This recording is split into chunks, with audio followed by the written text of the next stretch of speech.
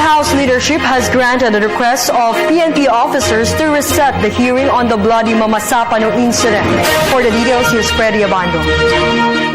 There's a new deadline for the Office of the Presidential Advisor on the Peace Process, the Philippine National Police, the Armed Forces of the Philippines, and the officials of the Autonomous Region of Muslim Mindanao to submit their reports on the Mamasapano incident in Maguindanao. It's February 9. Failure to comply will force the House Ad Hoc Committee and the Bangsamoro chaired by Congressman Rufus Rodriguez to suspend deliberations in the drafting of the proposed Bangsamoro Basic Law to implement the peace agreement signed between the government and the Moro Islamic Liberation Front. The four agencies failed to submit a complete account of the January 25 incident that led to the massacre of 44 officers and personnel of the PNP Special Action Force deployed to arrest Malaysian terrorist Marwan. Suspend proceedings until they will render a good report.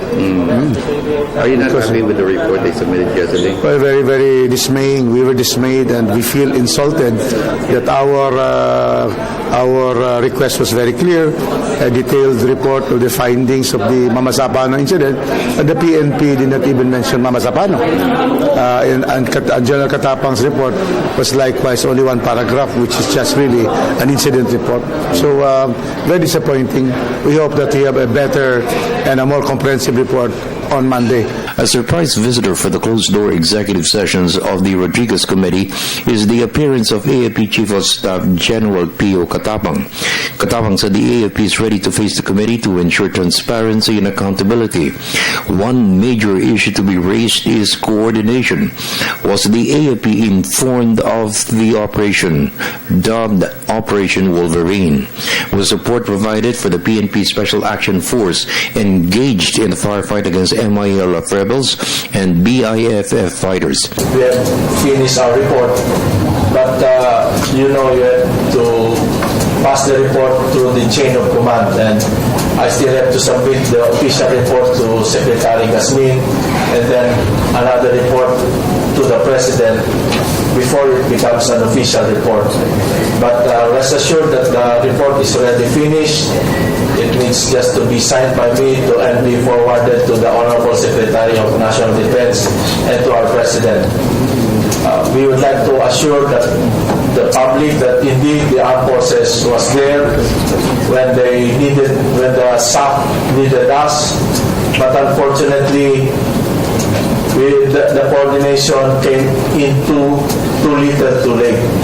The information that were given to us was when they were already there and the fight already started. So, in the meantime, Muslim leaders in the House, especially from the core areas of the proposed Bangsamoro entity, expressed support for the inquiry of the Maguindanao incident.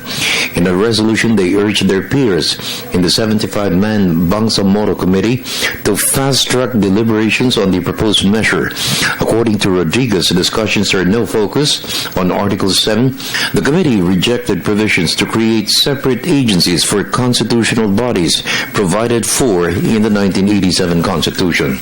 We are deciding already on some provisions which we feel are unconstitutional and which we are going to delete. Such as the provision on internal audit in the Bangsamoro, only the COA can audit. On the elections being handled there by their electoral body, that will be deleted because only the COMELEC and the Constitution has the power to govern elections. And then third, about the civil service, fourth, about the ombudsman, and fifth, about the human rights. All constitutional provisions, the national agencies provided with powers under the Constitution, we cannot dilute that. For the People's Television Network, this is Freddie Abando reporting.